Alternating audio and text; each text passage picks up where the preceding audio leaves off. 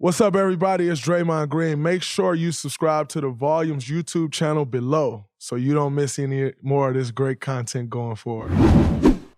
Celtics and Bucks. I actually had to go back and watch that game. As you know, I was getting ready. As the game was starting, it was my bus time and then preparation for our game, so I didn't have a chance to watch it. And I had to go back and watch that game. And what I took away from that game immediately, I could see it in the first four possessions of the game, is Milwaukee. Milwaukee is actually a team that will give up three-point shots. Like, if you look at their stats during the regular season, Milwaukee will give up three-point shots. Their thing is to protect the paint. And that was on full display with 7 exclamation marks last night. They were protecting the paint. They said Jaylen Brown and Jayson Tatum will not beat us. Grant Williams is going to have to beat us. Al Horford's going to have to beat us. Marcus Smart's going to have to beat us. Robert Williams is going to have to beat us. Their defense on Jayson Tatum looked a lot like Boston defense in the previous series on Kevin Durant. Multiple bodies throwing at him, very physical and bumping. And as you can see, I think the Celtics scored 98 points.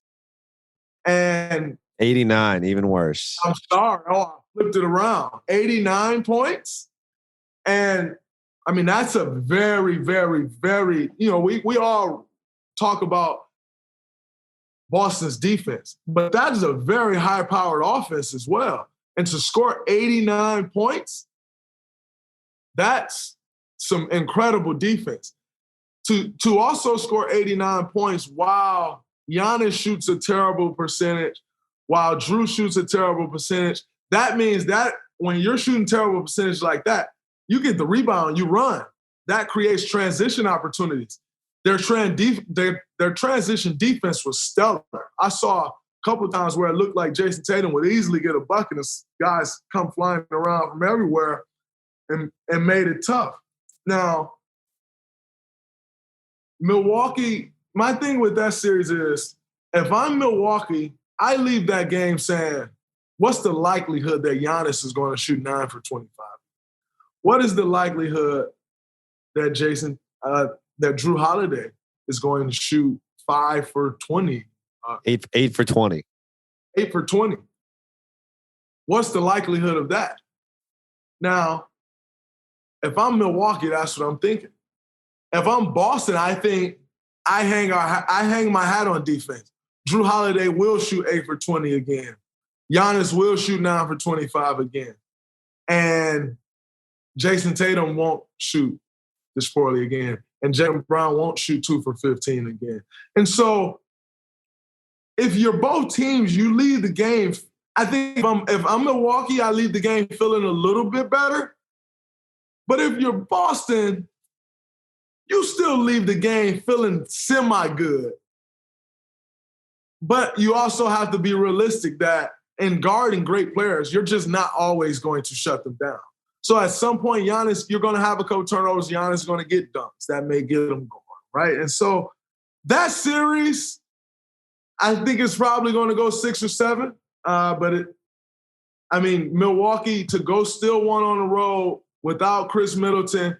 It's already been announced that Chris Middleton will be out this series. You go still 1 on the road, you got the opportunity, to go in and get greedy tomorrow, but to go home and just take care of home court advantage and win 2 games at home, that can really put you in a great position. So I love the position that Milwaukee is in. I think they're doing an incredible job. They did an incredible job last night, and I don't expect that defense to change. That is a championship ball club that know what it takes to win. And one thing that championship ball clubs do is they stick to their game plan. And like I said, their game plan was evident. Grant Williams shot 45% from 3 this year.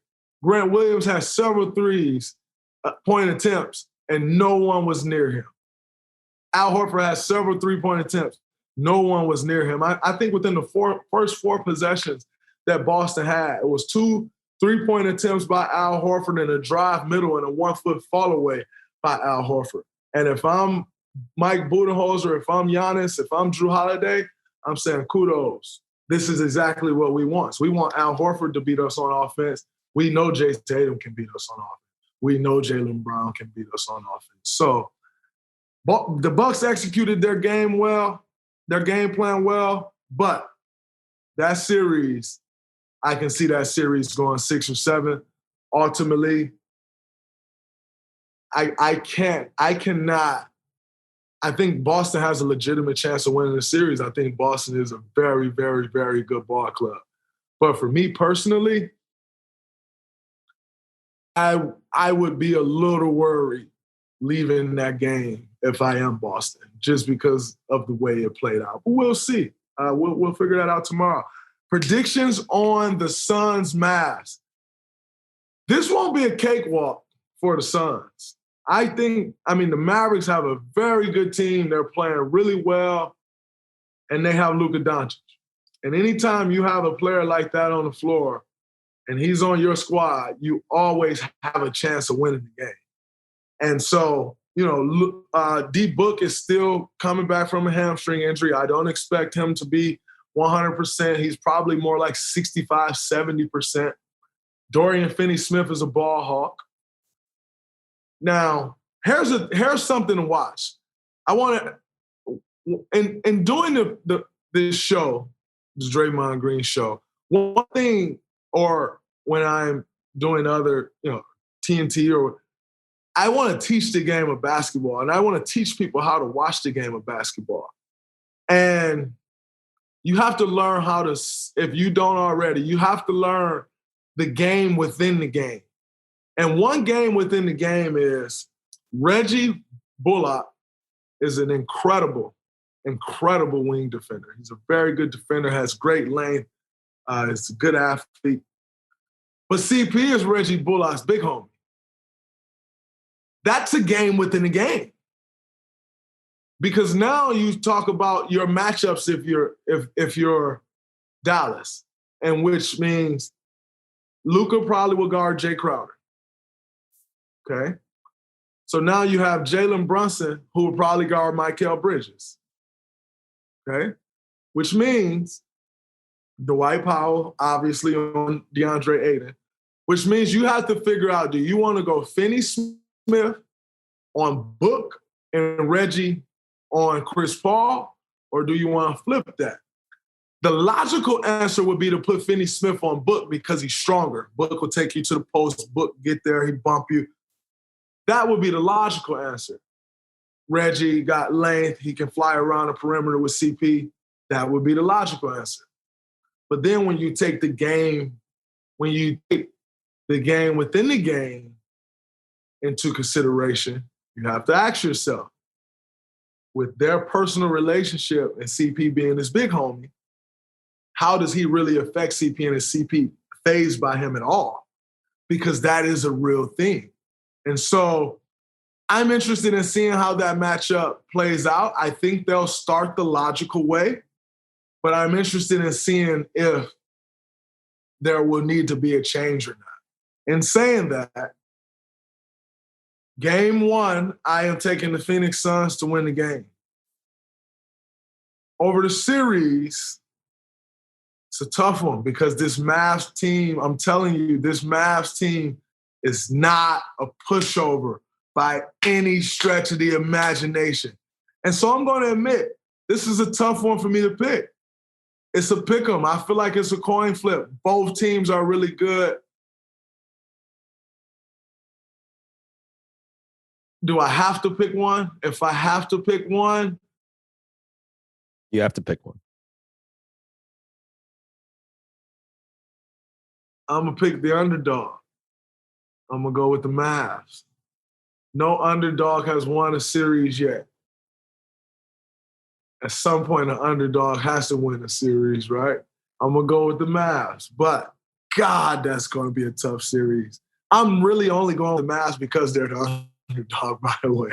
Because that series, God, that's going to be a really good series. I got to go with the Mavs. I got to roll the underdog. And got to roll the underdog. So I'm going to go with the Mavs. And the reality is that there's pressure on the Suns. There's no pressure on the Mavs.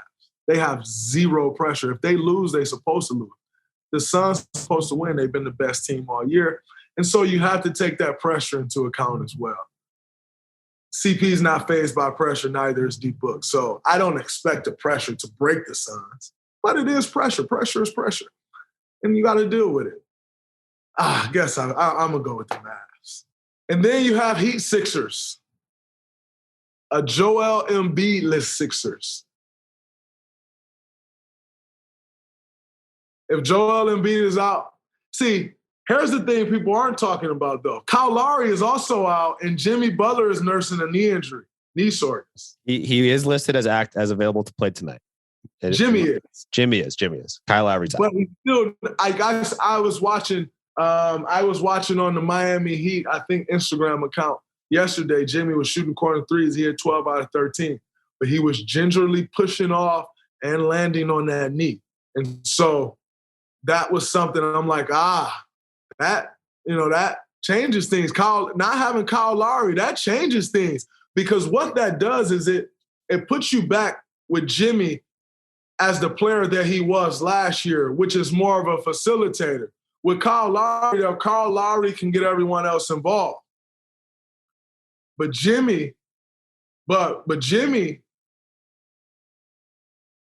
I think Jimmy is much better playing the way he plays right now, which is I'm going to get it. I can facilitate, so I'm still going to make the right play, but I'm going to get it. And with Kyle out, that moves Jimmy back to that position. And that's something to watch. Now, the Sixers do have Joel out. And they'll have DeAndre and Paul Reed and possibly Georges Niang and, possibly Tobias. I don't know. They'll have those guys battling with Bam Adebayo. And that is tough.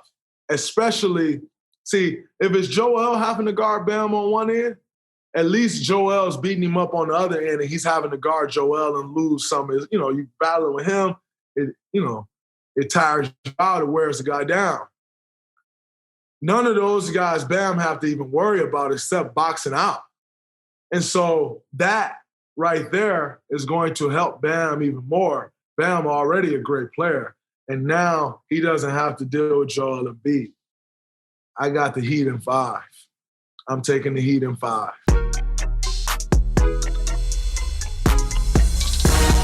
That's my analysis on our game, on the rest of the games going on in the NBA playoffs. Before we get out of here, we'd love to do some mailbag questions. As you know, hashtag the Draymond Green Show on Twitter. Jackson will find great questions. He will bring them here, and we will talk to you. We'll answer your question and give you our thoughts. Jackson, you got some questions for me? I do. Let's start with from Bradley Williams at B_Rad50. Do you like having a short rest period between playoff series or a longer rest period? I think this question is interesting in terms of between games too. Like you only have one game off between games 1 and 2, but then you have Wednesday, Thursday, Friday off between 2 and 3. So do you like a longer rest period to let the body rest or a shorter period to sort of keep it rolling? Honestly, as a guy who played in the playoffs since my rookie year, obviously missed the last 2, but now, I got to keep my rhythm. I got to keep my conditioning, blah, blah, blah, blah, blah. Now I'm in the 10th year of my career and you know how to keep your rhythm. You know how to keep your conditioning. And so just from a mental aspect, I always tell people a basketball game doesn't start when we walk on the court or even when we leave a hotel. A basketball game starts the moment you wake up on the day of the game. And really the night before, the day before, you're like prepping and you're getting things you need to feel good tomorrow. And so just the stress alone of a game day is brutal. It's brutal. I always tell people, they say, I can play in the NBA. The first thing I'll say to them is absolutely nothing about their skill, how they match up against a guy. I'll tell a guy in a heartbeat, you couldn't handle the stress of a game day. Like, let alone actually going out there and playing in the game. The stress of a game day. And so I think for us at this point, I'm in year 10, Clay's in year 11, Steph's in year 13, Andre's in year 17. I think for us at this point, you appreciate the rest. Now, once you get in the game, there's a little adjustment period, but it's small. And so you appreciate the rest. Now, in saying that, too much rest could be an issue. Like, I was worried that if we swept Denver, we'd be off for 9 days. That's a long time with no games. And you come and play a team that had a game 2 nights before. That's a long time. But, you know, you're talking 4 to 6 day break. We'll accept that with open arms anytime we can get it. Next one. You sort of talked about this a little bit earlier, but I'm curious for a more in-depth answer. From Nick Charlton Perrin at LeBond James 007, what did you say to the team at halftime? I told the guys at halftime, I said, go out and take this game. That'll be a gut punch. You know, this is a game we're not supposed to win. We're not playing our best basketball. We're not shooting well. Klay Thompson with 3 fouls, Gary Payton with 3 fouls, Steph Curry with 3 fouls. I'm ejected. Go out and take the game. Go take their punch, throw punches back, and just go steal the game. Win the game however we need to win the game. It's not going to be pretty. Just go win the game. And guys, they did it. And it was beautiful to see. And there was so many things and people that contributed to that win. And like I said earlier, I think that puts us in a great position for this series. All right, last one, a little bit of a lighter note. From DJ Hella Yella at DJ Hella Yella. How do y'all decide who gets to control the music in team settings? James Wiseman actually is a very good, like James Wiseman, he's all over the place, which is great. Like James Wiseman to give you some Lil Baby and Gunna. James Wiseman to give you some NWA. The kid loves music, which is why he records his own music. He make beats. The kid loves music. And I mean, he's all over the place. And I don't mean that in a bad way. I mean, he can check so many boxes. Like James will walk up to a guy like, hey, Dray, what you feeling today? You want to go here? You want to go there? And he will take you there. So James Wiseman does a really good job. Ultimately, it's going to be controlled by the vets. Like whoever the vets say, we don't want to hear that. We want to hear this, or we don't want you on the aux. We want him on the aux. Then that's what's going to happen. So ultimately, the vets decide. But James Wiseman does an incredible job.